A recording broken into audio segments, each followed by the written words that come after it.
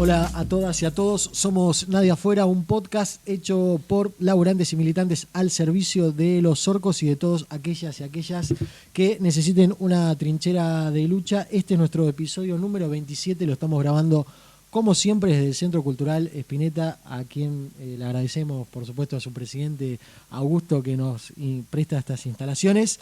Estamos haciendo esta grabación en un día extraordinario porque tuvimos que adelantarla por motivos de fuerza mayor, un lunes 24 de junio, así que no sé, calculo que esto estará saliendo el miércoles, martes, a más tardar, va a salir un poco pegado al episodio anterior, pero para que no nos extrañen tanto. Hoy tenemos una mesa extraordinaria también, además del día extraordinario de grabación. Acá a mi derecha lo veo a Manuel. Una mesa extraordinaria y día extraordinario de una Argentina extraordinaria como la que vivimos, así que para estar acordes a la Argentina situación. que está defendiendo las ideas de la libertad. Y frente a mí está sentado un invitado nuevo, que esperemos que sea la primera vez, pero no la única que venga, llamado Walter. Bueno, mil gracias por la invitación y esperemos hacer algo digno. Walter va a venir a darnos una mano para analizar algunas cuestiones de política exterior con su profesorado de historia bajo el brazo, una maestría al alcance de la mano, así que tenemos gente muy preparada. Este es un podcast donde abundan los profesores de historia, abundan la gente universitaria, salvo quien está hablando, ¿sí? Así que con ese un poquito de rencor adentro vamos a arrancar el episodio de hoy porque de alguna manera nosotros veníamos diciendo la semana pasada que a pesar de haber sido la mejor semana del gobierno y por consecuencia directa una mala semana para el conjunto de los trabajadores y las trabajadoras argentinos y argentinas, tampoco significaba que el gobierno había consolidado definitivamente el rumbo ni que ahora sí teníamos Milei para 8 años, digo, como tratar de bajar un poco la gravedad de las circunstancias más allá de lo que implica la aprobación de la ley bases a casi 6 meses, a poco más de 6 meses del inicio del gobierno, pero inmediatamente después de esa grabación empezaron a conocerse algunos números de la economía y como que veíamos, no sé, estas cuestiones del mercado, ¿viste? El mercado, cómo reacciona el mercado. Y la verdad que los bonos seguían a la baja, la verdad que el dólar, la brecha cambiaria no se achicaba. Y en ese contexto, Milei sale a hacer un acto en Rosario, donde también decíamos, bueno, vamos a ver, la calle virtual, ellos tienen ahí una fuerte militancia que se nutre principalmente de fake news tan grandes como presentar a Milei siempre con una morfología que no le pertenece en absoluto. Y en ese acto vimos dos cosas, me parece importantes. Una, la casi nula concurrencia de allegados o militancia o simpatizantes al gobierno. Y dos, la cantada en la cara de Milei por parte de Puyaro respecto del reclamo por la educación pública y por la obra pública también, muy importante.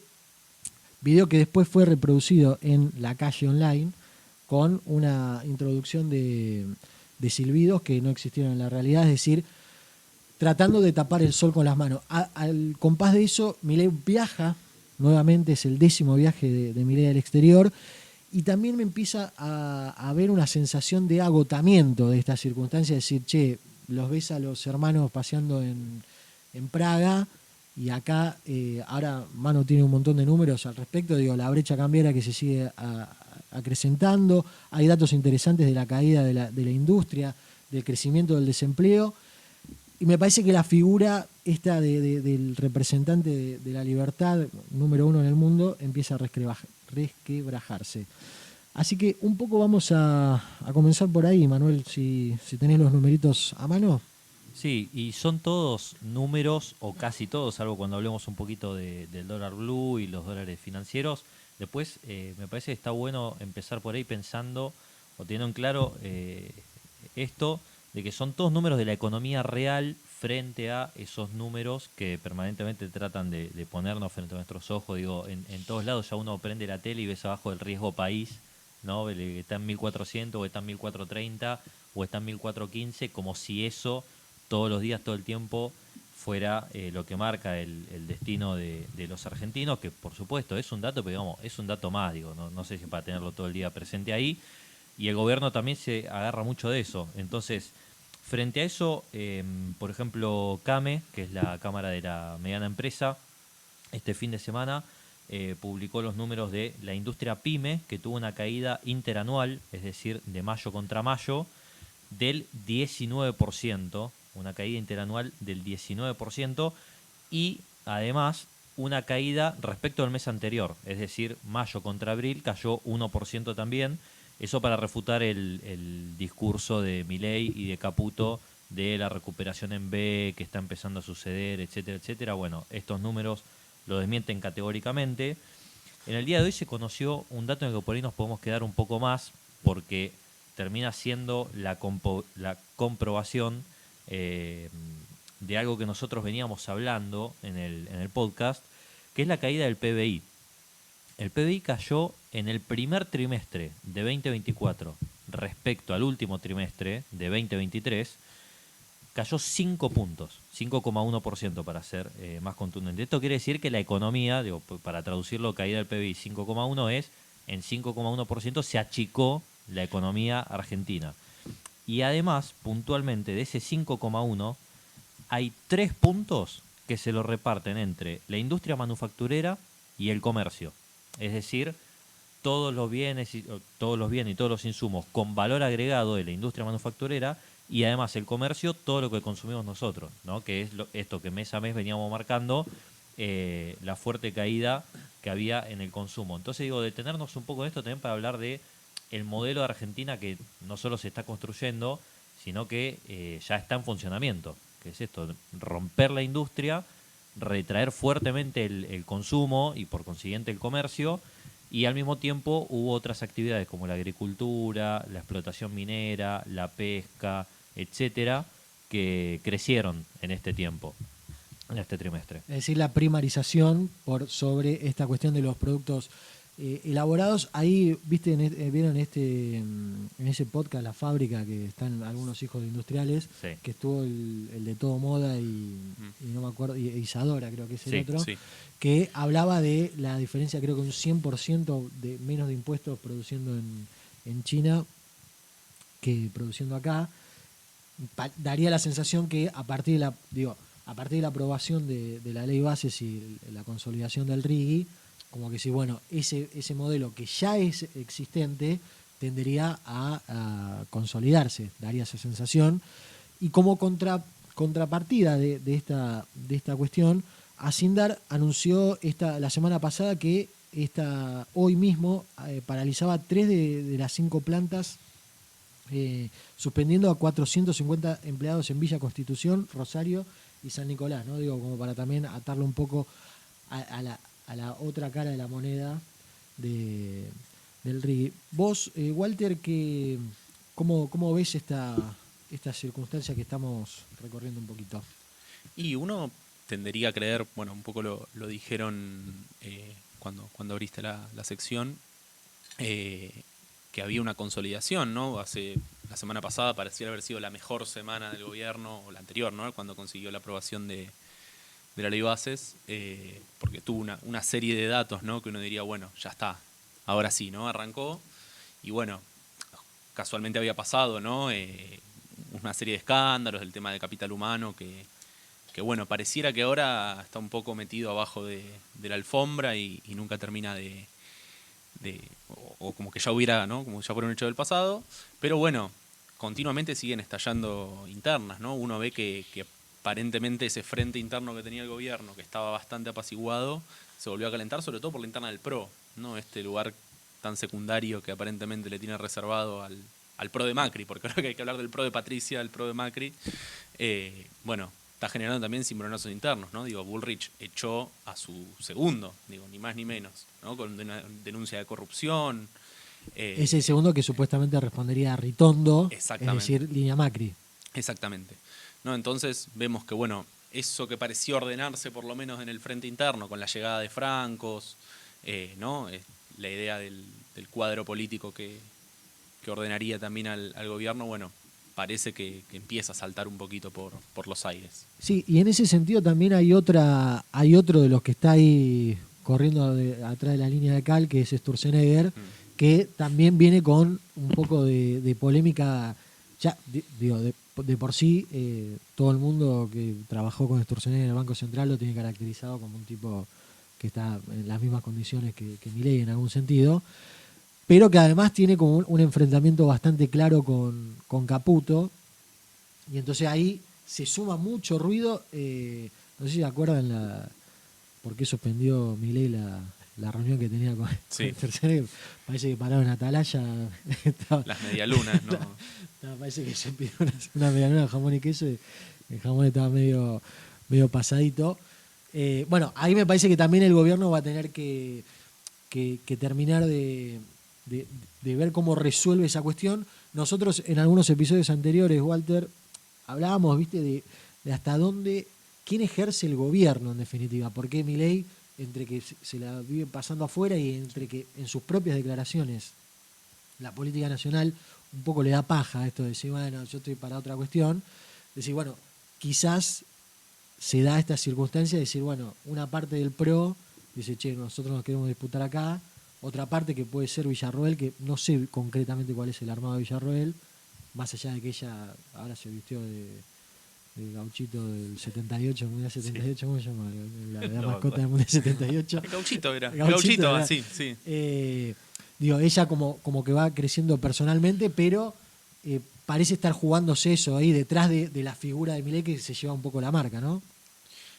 Sí, pareciera estar esperando ahí, ¿no? Tejiendo un poco Villarruel, viendo qué onda. Me parece que cuando puede tira alguna, pero por lo general juega a ser un poco, ¿no? de callado, a hacer un poco su juego, digamos.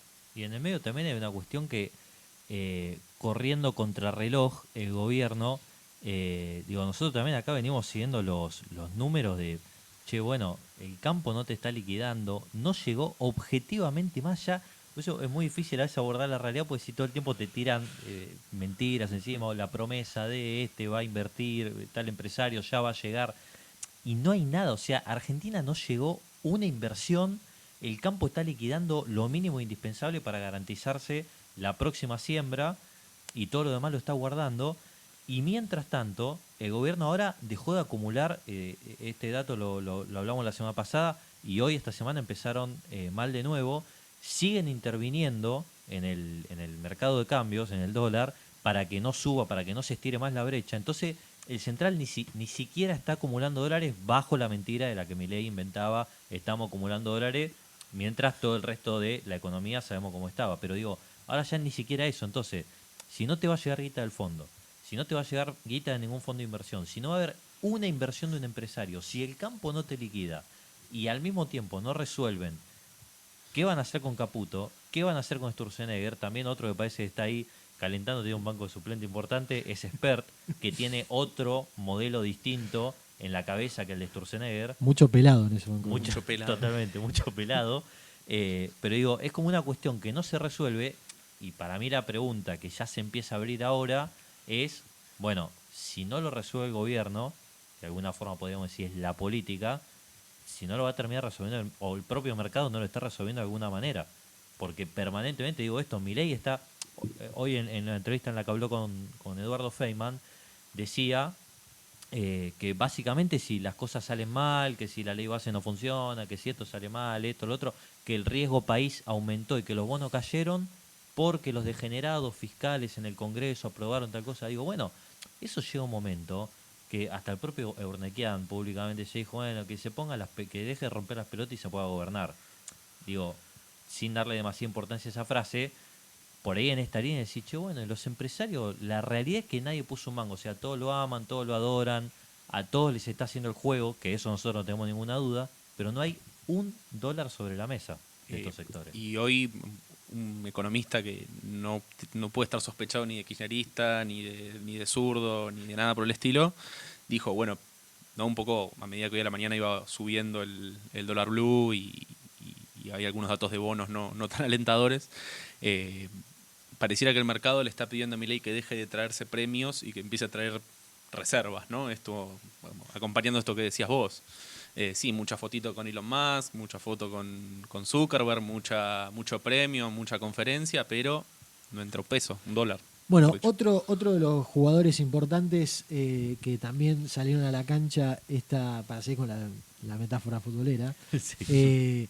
en este caso sería un equipo rival, depende de cómo lo querramos ver, es el, el dictamen del fondo, el staff report del fondo, donde, entre otras cosas, está exigiendo una devaluación del 30 a 40%, es decir, que el dólar oficial pase a 1.200 pesos de los un poco más de 800 que está actualmente. 9.40, ahora ya llegó hasta 9.40. 9.40. Sí. Y ahí está otra de las cuestiones que tiene que resolver el gobierno, por esto mismo que vos decías del campo que no liquida, el campo que está pidiendo un dólar de casi 2.000 pesos. Otra de las exigencias del fondo es terminar con este dólar blend, que fue ese gran invento que nos dejó Sergio Tomás Massa. Entonces decís, bueno, evidentemente, más allá de que ellos acusen, aparte de las cosas que dijo, las caras de Feynman durante la entrevista fueron muy buenas, Pero bueno. muy elocuentes, y parte de lo que dijo Milei que de la caída de bonos y que yo fue porque le quisieron hacer un golpe de Estado, ¿no? Todavía siguen detenidas 5 personas. Decía esto desde República Checa. O sea, la entrevista con Feynman fue de Claro. República Checa diciendo me quisiera hacer un golpe de Estado, lo de degenerados fiscales. O sea, estamos hablando de eso. Por eso Realmente. se fue muy preocupado a Checa. Digo, y salió también Servini de Cubría a decir que bueno, que no está. Servini de Cubría saliendo a decir que había uno de los diputados que le pareció que le tiró un manotazo a un policía. Bueno, la verdad que es la situación institucional en Argentina, como venimos diciendo, viene dando un poco de asco hace mucho tiempo. Ahora pareciera ser que todo eso que estaba ahí abajo de la alfombra saltó a la superficie. Y ese me parece que es el otro aspecto de esto de la devaluación, que Caputo salió a decir no va a haber devaluación. Y ante la pregunta concreta de Feynman, Milei no dijo no va a haber devaluación. Dijo, bueno, la probabilidad estocástica más o menos por acá, por allá, hay que ver. Esa será otra de las grandes situaciones, porque en lo que también están diciendo que va a suceder con la inflación, que ya va a tener de por sí un rebote sumado a la caída de la economía, más una devaluación. Bueno, hay que ver ahí cómo se da esa circunstancia. Ahora, estamos hablando de los viajes de Milei y ya nos metemos en la cuestión internacional, donde va a tener estelaridad nuestro invitado estelar. Porque decimos que Milei vive viajando a distintas conferencias. Algunas son conferencias más o menos importantes, como la que estuvo en España, que protagonizó el intercambio ahí con Pedro Sánchez. Otras, viste, qué sé yo, le dieron un premio en el Casino de Madrid, qué sé yo, es como cuando eras chico te sacó, ha cambiado los tickets por un peluche, bueno, más o menos, no, tampoco todo es algún indicio de algo, pero ahí sí, Walter, me parece que estaría bueno que nos metamos porque hay una internacional de derecha, ¿no? Como se está analizando, como hay la existencia de una internacional de derecha, donde Milei es invitado muchas veces en esa internacional, y si querés empecemos definiendo algunos aspectos de esa internacional de derecha, porque visto desde acá da la sensación de que es un bloque homogéneo y que no hay prácticamente divisiones y que viene avanzando a paso de vencedores. Bueno, no sé si esa es la realidad. Bueno, sí, digamos, hay por ahí después lo avanzamos un poco más, pero hay un corrimiento en general, si uno quiere, de las agendas hacia las derechas. No, particularmente me voy a correr un segundo por ahí en algo que no tenía tan pensado hablar o desarrollar, pero sí que tiene que ver con las elecciones en Inglaterra, en el Reino Unido, en realidad, la semana que viene. Otras elecciones anticipadas. Anticipadas, sí, porque bueno, se cae a pedazos, digamos, el gobierno conservador. Pero parece que van a arrasar los laboristas, ¿no? Uno diría un partido de centro-izquierda, una agenda teóricamente más progresista, si bien, bueno, han tenido sus giros más hacia la derecha, ¿no? A fines de los 90 sobre todo.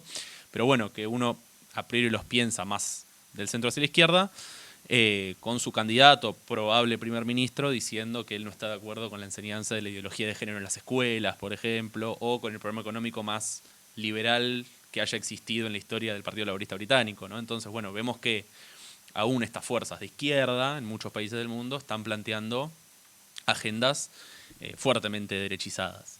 Bueno, y eso no es ajeno, ¿no? Vemos que, como bien decís vos, pareciera que en todo el mundo estamos Hablamos con unos amigos a veces, estamos en la República de Weimar, ¿no? Pareciera. Claro. Digo, tal vez es un poco exagerado, ¿no? Sí, No, sí. yo genuinamente no creo que estemos en la República de Weimar, por suerte. Pero bueno, digo, el ascenso, ¿no? Directamente de gobiernos encabezados por la ultraderecha, cosa que es bastante inédita en muchos países del mundo y sobre todo en países importantes de Europa, ¿no?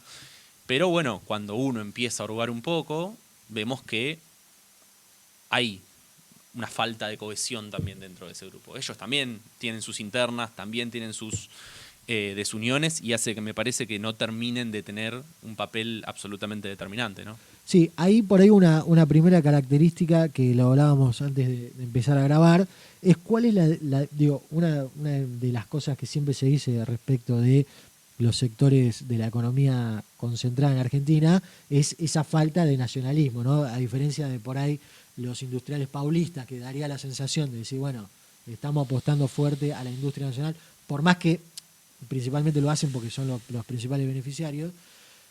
Y en ese sentido, Milei, como un exponente de ciertos sectores de acá, entra en una contradicción enorme con los discursos de los otros representantes de esa extrema derecha europea. Sí, sin duda. Digo, Milei queda un poco como un bicho raro, si uno quiere, incluso en esta conferencia, ¿no? Viva 24 que había organizado Vox, así como estaba Milei, estaba Marine Le Pen, ¿no? Digamos, líder de la ultraderecha de Francia y otros tantos líderes europeos de ultraderecha. Y el discurso de Milei, la verdad que era bastante fuera de sintonía, si uno quiere, ¿no? Dentro del lenguaje que se hablaba en esa conferencia. Digo, una retórica mucho más nacionalista, mucho más proteccionista, incluso de fortalecimiento del Estado, si uno quiere, y Milei venía atrás diciendo que el Estado es el enemigo, que hay que destruir el Estado. Digo, aún para todos estos sectores no deja de ser un fenómeno, no sé si revulsivo, no sé si les incomoda, pero que lo miran con cierto recelo y de costado, ¿no? Ahí vos también, Manu, recordabas lo de Bukele. Claro, que a él le pasó que viajó para la asunción presidencial, invitado por Bukele, y de repente Bukele estaba reivindicando el rol del Estado para garantizar educación, salud, seguridad. O sea, no solo reivindicando el rol, sino diciendo directamente, el Estado tiene que funcionar, tiene que existir y tiene que cumplir esta función concreta y específica, frente al tipo que destruyó la obra pública, quitó el FONID para los docentes acá en Argentina, etcétera, etcétera. Dejó de repartir medicamentos gratis para todos los pacientes oncológicos. Sí, ni hablar. Y que en algunos partidos de derecha genera contradicciones internas bastante grandes. Digo, mientras vos tenés a la presidenta de la Comunidad de Madrid, ¿no? Isabel Díaz Ayuso, que le dio una medalla, hago un paréntesis, inventada, ¿no? Esa condecoración bastante de cartón, digamos, en realidad. Una chapita de cerveza. Que bueno, igual nada, después está el video que él se emociona cuando ve el cuadro que le hicieron, ¿no? Todo como bastante... Siempre hay un capítulo cringe sí. total, ¿no? La cuota psiquiátrica tiene que estar ahí que diga, che, pero pobre Javi. Pizarrísimo, pero que bueno, genera cortocircuitos dentro del Partido Popular. Mientras tenés a Ayuso dándole un premio, el líder del Partido Popular, ¿no? Que quiere eventualmente desplazar a Pedro Sánchez del gobierno, quiere quedar lo menos posible pegado a Milei, ¿no? Como bueno... no quiere terminar de defender a Sánchez o de hacer un comentario a favor de Sánchez, pero tampoco se sube a decir, bueno, Milei tiene razón. Entonces, eso también alimenta las internas de algunos de estos partidos de derecha con los que Milei trata de relacionarse, ¿no?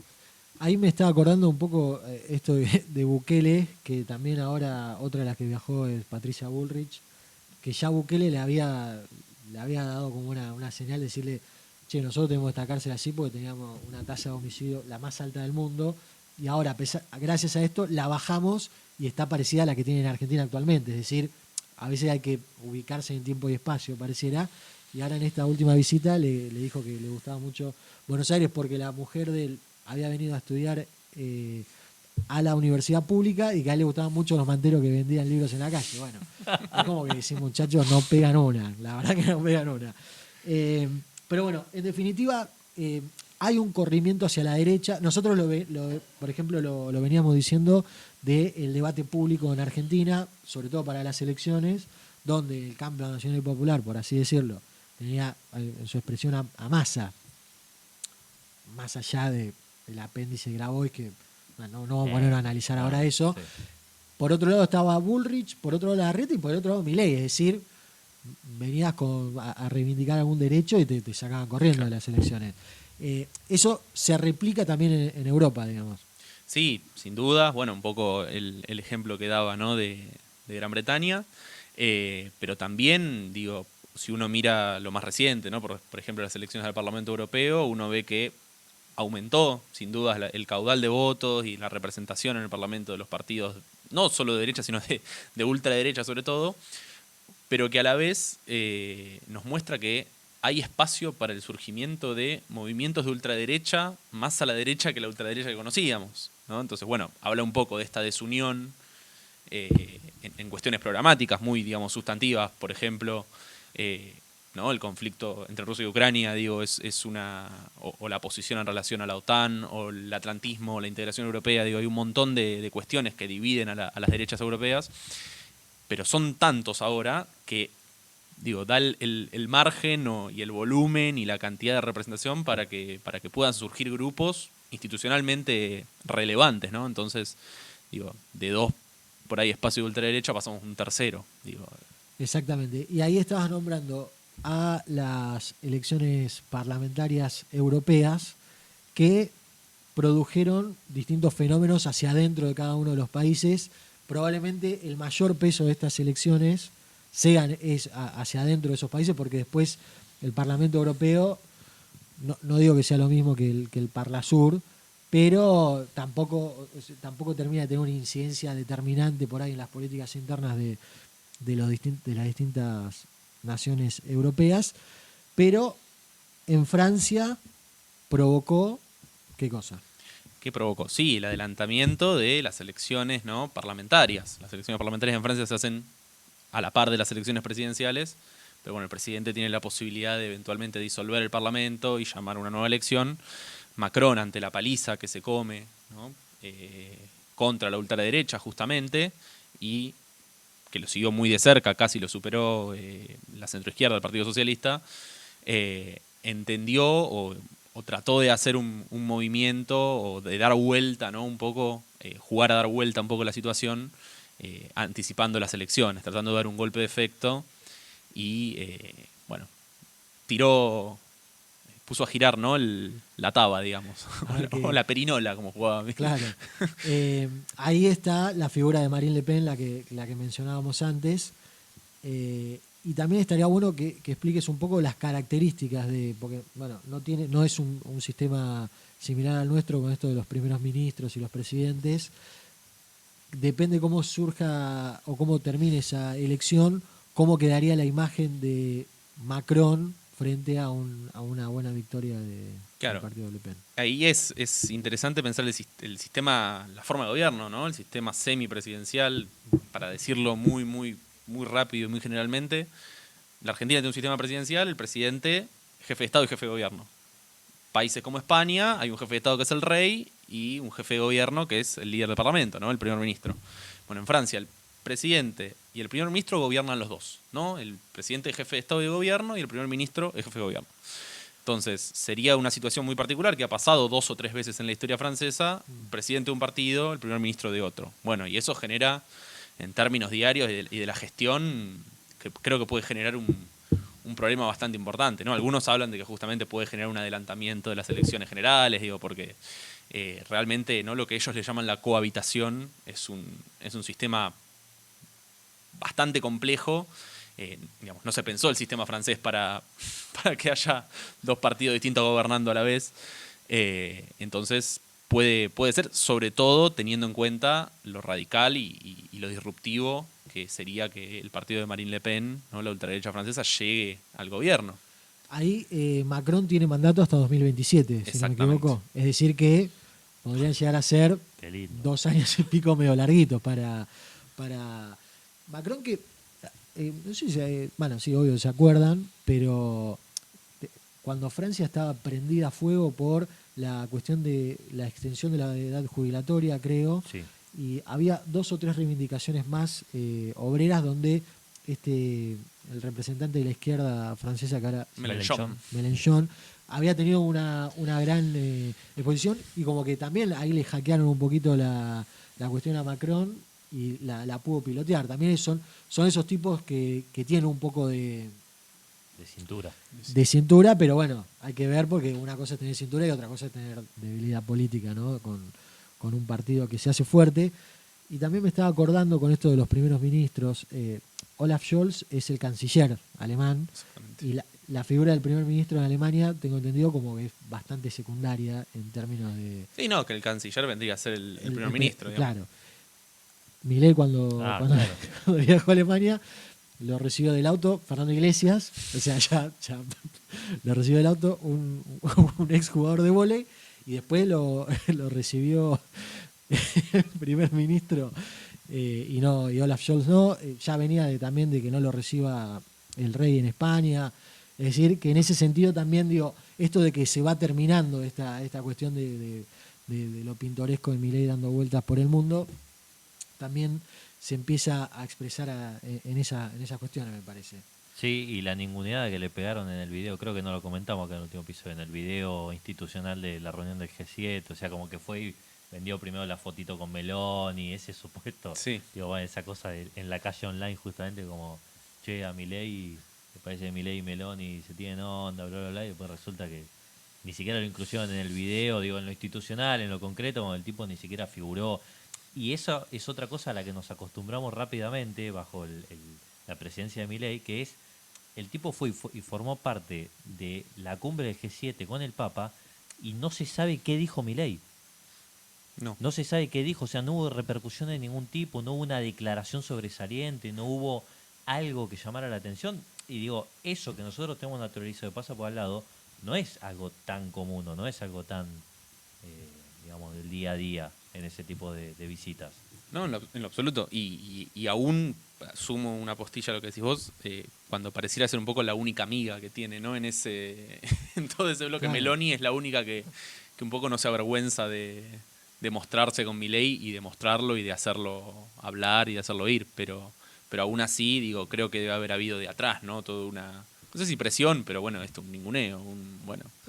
Al final no iba a tener una supuesta reunión, no diría bilateral, pero una reunión que había facilitado justamente Meloni para que él se reúna con Lula, que creo que al final no sucedió, ¿no? No, No sucedió. Bueno, bien, seguimos anotando entonces los éxitos. los éxitos. Bueno, también vamos a dedicarle, nosotros acá elegimos a uno del gabinete que más odiamos, la mía es Mondino. ¿El tuyo quién es? El mío es Sturzenegger, todavía no entró, pero es como que está, pero no está. El mío no está en el gabinete, pero es Adorni, pero casi. Bueno, no, a ver, toda la... claro, la vocería es como una figura más de... Tiene rango de secretario de Estado, así claro. que le podríamos decir. Bueno, y nosotros con esa canciller también estamos un poquito... Esto es todo un síntoma, me parece, de la circunstancia nacional. Ahora bien, todo este análisis que estamos haciendo, me parece que hay que circunscribirlo, y acá me voy a correr un poquito del guión previo Bien, que bien. habíamos charlado. Se circunscribe en un mundo, de alguna manera, en una reestructuración, ¿no? Que esa reestructuración empieza a tener focos de conflicto. El principal es la guerra que la OTAN y Rusia disputan en el territorio ucraniano. Ahora se sumó el conflicto en Medio Oriente con Palestina. Bueno, Hamas y Israel, digo, es difícil llamar una guerra porque no son dos estados, ¿no? Y bueno, y todas las cuestiones que están pasando ahí. De alguna manera, el conflicto de los hutíes ahí, que también cerca del Cuerno de África, que siguen estando con sus drones. Digo, bueno, vos circunscribís todo este avance de la derecha, ¿lo circunscribís a eso o no? ¿Y cómo caracterizarías este momento que yo digo de reestructuración? No sé si vos lo dirías, digo, algunos hablan de multipolaridad, otros hablan de no sé, de decadencia de Estados Unidos, no sé vos cómo la ves. Sí, digo, el mundo post caída del muro creo que es lo que estamos viendo ¿no? De desarmarse. Digo, no solo con Rusia, con China, que hasta ahora no la habíamos mencionado, pero bueno, es un actor ineludible, que Mondino tuvo también sus, sus idas y vueltas con China, parece que ahora está todo un poco más encauzado. Pero sí, claramente, digo, y ahí vemos un poco esta reestructuración del mundo y el lugar de Europa, ¿no? En esa, que eso sí por ahí lo conversamos un poquito fuera de Mick. ¿Qué lugar ocupa Europa? Digo, Europa tan comprometida siempre a la agenda y a los intereses estadounidenses, se ve amenazada también por todos estos conflictos a las puertas de Europa, por caso el de Ucrania, o bueno, con estados y en lugares que históricamente han tenido relaciones con Europa, como Israel, ¿no? De hecho, muchos estados europeos están comenzando a reconocer al Estado de Palestina, ¿no? Y eso no es un dato menor. Digo, históricamente... Ahí España, ¿no? España, por ejemplo, Irlanda. Irlanda tiene un gobierno de derecha, digamos, lisa y llanamente. No gobierna la izquierda irlandesa. Algunos países del Báltico, digo, que nadie los puede acusar de antisemitas históricamente. Bueno, están comenzando incluso a replantarse ciertas alianzas o ciertas posturas históricas, ¿no? Entonces, el mundo se está reconfigurando y el lugar de Europa también, digo, con esto, vos decís, bueno, Estados Unidos, la declinación de su influencia, Estados Unidos que tiene un proceso electoral también en marcha, que puede terminar muy probablemente con Trump, de nuevo en la Casa Rosada, en la Casa Blanca, con todo lo que eso implica, también, sí. Con todo lo que eso implica. Sí, claramente, y creo que el ascenso de las derechas se da también en esa rediscusión del lugar que ocupa Europa. Claro, y dentro de esa rediscusión, vos me contabas algo que no teníamos la noticia, de que hubo novedades respecto de Ucrania y su ingreso a la Unión Europea. Claro, mañana digo, ¿no? Para quienes lo escuchen después, el martes 25, comienzan formalmente las negociaciones o el proceso, mejor dicho, de admisión de Ucrania en la Unión Europea, ¿no? Es un proceso muy largo que lleva alrededor de 10 años, digamos, o el último ingreso que fue rápido y expeditivo, llevó 10 años, pero bueno, es todo un dato que Ucrania y Moldavia, países muy cerca de Rusia, Ucrania directamente en guerra y Moldavia casi fronterizo, y estados exsoviéticos, ¿no? Ambos, y de históricas relaciones con Rusia, estén por dar su paso a entrar en la Unión Europea, ¿no? Bueno, qué tanto es una mojada de oreja a Putin, qué tanto es un proceso de integración europea y de ampliación de la Unión real. Digo, sí, en principio pareciera ser algo raro porque no se sabe qué va a ser de Ucrania de acá a 10 años, digo, al nivel que viene, las bajas que están sufriendo en los ya más de 2 años y medio de guerra. La verdad que daría la sensación de ser una cuestión más política, como para decir, bueno, le seguimos metiendo mojones a esta guerra. Y en ese sentido me parece que a partir de estas diversas escaladas que vino abriendo este conflicto y que, digo, creo que no hay que tener mucho temor en decirlo, de que hay un riesgo de enfrentamiento nuclear que está ahí, porque uno no puede estar midiendo todo el tiempo, no, hasta acá sí, hasta acá no, porque no, acá estamos como todo el tiempo tirando la falta en vida en todas las manos, y un día a algunos se le escapa el quiero y bueno, y después vemos qué pasa. En ese sentido me parece que no se observan negociaciones serias como para resolver este conflicto, y lo que se observa es todo el tiempo esta prepoteada principalmente de Occidente, lo del denominado Occidente, hacia Rusia, y que ahora Rusia parece haber tomado la iniciativa de decir, bueno, muchos de ustedes van a seguir poniendo fierros acá en Ucrania y participando con militares, capacitaciones de la Unión Europea.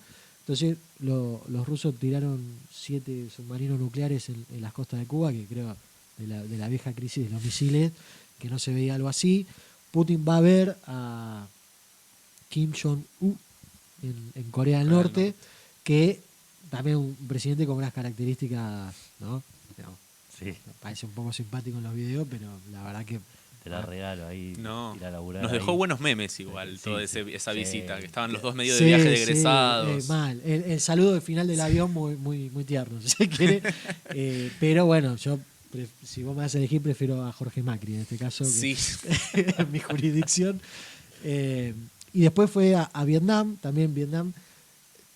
No nos vamos a meter ahora muy en profundidad porque también son temas medio inabarcables, pero digo, también esta cuestión que marcaba Walter respecto de que las cosas no son de una manera determinada, digo, Vietnam también jugando a full con la OTAN en algunas cuestiones, o con la Unión Europea en algunas cuestiones, con los yanquis, con los chinos, digo, cada uno de los países se va armando ahí de alguna manera, pero digo, Putin parece haber cambiado la estrategia en definitiva, a decir, bueno, si ustedes van a seguir poniendo armas en otros lados, nosotros también.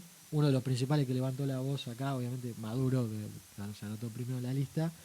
Entonces digo, bueno, hay que ver hasta dónde esta circunstancia va a seguir escalando, porque ahora ya se está hablando de atacar directamente el territorio ruso. claro, ¿no? En teoría Biden habría autorizado que Ucrania, ¿no?, utilice las armas sobre territorio ruso, que era algo que no estaba permitido, digamos, hasta ese momento. Entonces, bueno, hay un cambio sin dudas de actitud de Estados Unidos en relación al conflicto abierto con Rusia. Bueno, Walter, yo te voy a hacer una pregunta ganchera, pero ganchera total, y te la tenés que jugar toda, pero toda totalmente. Que es, exagerando un poco la postura, pero para que quede clara la pregunta, digo, viste que cuando pasó lo del ataque de Irán a Israel, ¿no? Milei estaba de viaje en ese momento y volvió de emergencia para armar un comité de crisis y para analizar qué hacían con esa situación. Al final no pasó absolutamente nada. Fue una de las tantas cosas más en Argentina que pasa y ya está. O sea, un momento donde estuvimos a punto de armar un comité de crisis para ver qué hacíamos con un ataque de Irán a Israel. ¿Sí? Tomando eso como punto de partida, después sí hay algo concreto y muy cierto que es el alineamiento permanente, por no decir el sometimiento permanente de Milei con Estados Unidos y con Israel. Claramente en todos los ámbitos, en todas las esferas. Política, económica, religiosa, etcétera, etcétera. Y al mismo tiempo, estas últimas 2 semanas vimos muchos videos, muchas noticias del Ministerio de Defensa participando, ¿no? Haciendo ejercicios militares en cooperación con la OTAN, si no me equivoco, no me acuerdo si era Sí. con la OTAN o con otros. Entonces, a partir de esas cuestiones concretas, pero también con ese reflejo a lo lejos de que cuando efectivamente pasó algo entre Irán e Israel, se iba a armar un comité de crisis. ¿Vos ves que puede haber un potencial peligro para la Argentina en este contexto bélico y de tensiones permanentes que hay en el mundo? De decir, che, bueno, si mañana se pudre, ¿puede ser que caigamos en la volteada por las características de este gobierno o no? A ver, estoy ensayando la respuesta ahora, Penal, Esto no penal, estaba... penal Sí, sí. sobre la hora. Voy a tratar de salir, a ver si hay cintura. No, a ver, digo, hay una ruptura de una política de Estado en la Argentina que era la neutralidad en muchas de estas situaciones. El único que la rompió en algún momento de alguna manera fue Menem, digamos. Bueno, y tuvimos 2 o 3 atentados, ¿no?, contra civiles. Casi los únicos, diría yo, en la historia, o perpetrados por agentes extranjeros. No sé, yo creo que es un tanto imprevisible, y ahí es donde yo salgo, huyo hacia adelante, hago una pregunta, porque también es esto, digo, uno está pensando que está en el medio de grupos terroristas, por ejemplo, lisa y llanamente, ¿no? Jamás, digo, podemos pensar lo que queramos del conflicto Israel-Palestino, o digo, en mi caso tengo una postura absolutamente, digo, pro-Palestina en relación al reconocimiento del Estado de Palestina, pero jamás no es ni más ni menos que una organización terrorista. Y cuando hay organizaciones terroristas en el medio, me parece que el escenario más claro es el de la incertidumbre. O sea, no sabés a dónde te metés. Y creo que eso es lo más grave en realidad de la postura del gobierno. Porque ¿cómo te preparás para eso? Es abrir una caja de Pandora, me parece. Es ese camino un tanto kamikaze que está tomando el gobierno. Sí, y además con esta característica que venimos marcando de la falta de seriedad, viste, que decís, bueno, hasta dónde jugar de esa manera irresponsable, digo, como para seguir sumando un poquito de cuestiones, entre comillas, graciosas, el video de Petri en la Fragata de Libertad con la Ya estaba música por de decir Frozen. eso. No. Claro, claro. ¿Viste? claro. Sí, bueno. Una barbaridad. La No. verdad que no nos merecemos ni siquiera que nos den pelota en ese sentido, en términos internacionales. Pero sí que forma parte, digo, a ver, una de las cuestiones vinculadas a China, que era esto que había quedado un poco afuera del radar internacional, el retroceso en chancletas, como diría una conocida página de YouTube, que tuvo que hacer Milei respecto de su posicionamiento a China, absolutamente inviable, porque uno puede tener la caracterización que quiere de ciertos países, pero después no te sirve de nada, digamos, ser presidente y pronunciar de esa manera. Ahora va a tener que viajar a China a reunirse con los comunistas apestosos y qué sé yo, que si no renovaban el swap lo podrían haber metido en un quilombo todavía más grande del que contábamos al principio. Entonces, yo creo que ahí está la gravedad de decir, bueno, tenemos que darnos cuenta de que no sé qué puede llegar a pasar, pero sí que estamos en manos de gente demasiado improvisada que no...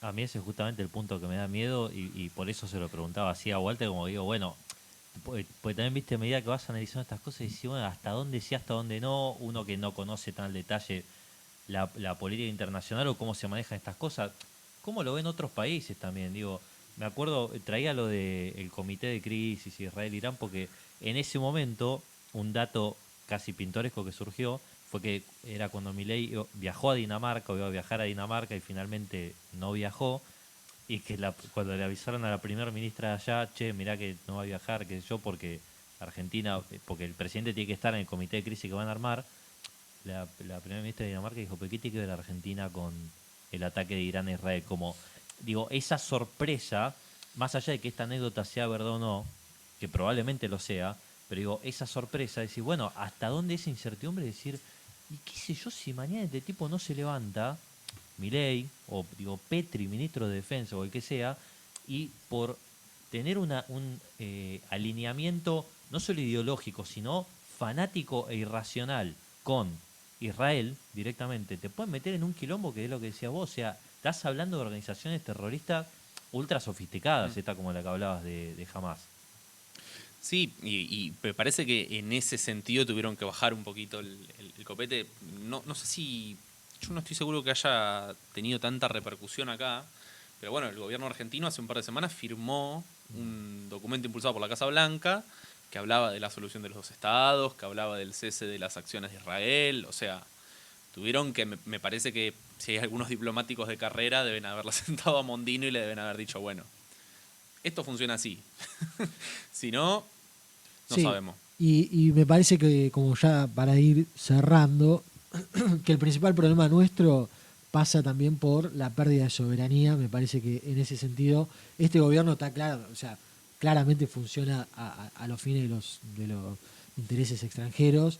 Nosotros tenemos ya el quilombo en el sur con la base esta que va a abrir ahora Estados Unidos, con la injerencia británica desde las Malvinas y con los recursos naturales en disputa, que ya la disputa está un poco resuelta a partir del RIGI, de decir, bueno, listo, muchachos, llévense. Digo, en este mundo en descomposición y que de reacomodamientos donde los recursos naturales son lo importante que la generala Laura Richardson dijo que eran, me parece que este gobierno sí, a pesar de lo impresentable que son, tiene una concordancia en su accionar de entrega de lo poco que queda, porque ya, no sé, está bien, ahora, bueno, nos quedó un poco afuera lo de diputados, pero saldría la privatización de aerolíneas y eso, bueno, está bien, mejor por los trabajadores, por lo que significa para nuestro país, pero la verdad es que nos queda poco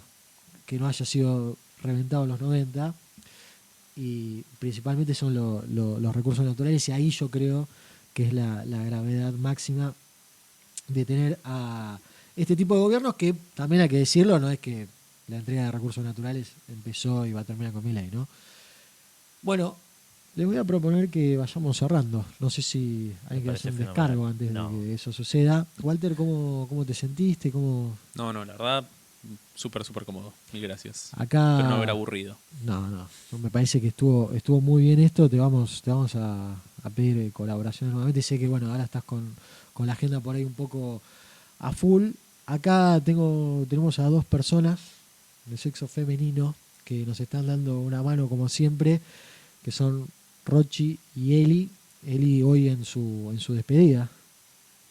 Yo voy a decir una puerta que queda entreabierta. Sí, por supuesto. ¿Ah? Sale por la puerta, entra por la ventana, otro día sale por la ventana, otro día entra por la puerta de nuevo.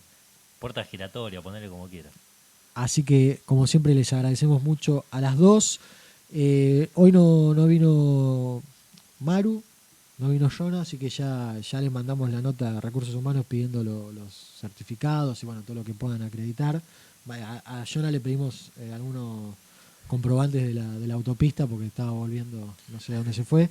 Así que les mandamos un fuerte abrazo a los dos y nos despedimos, chicos. Hasta la próxima y venceremos.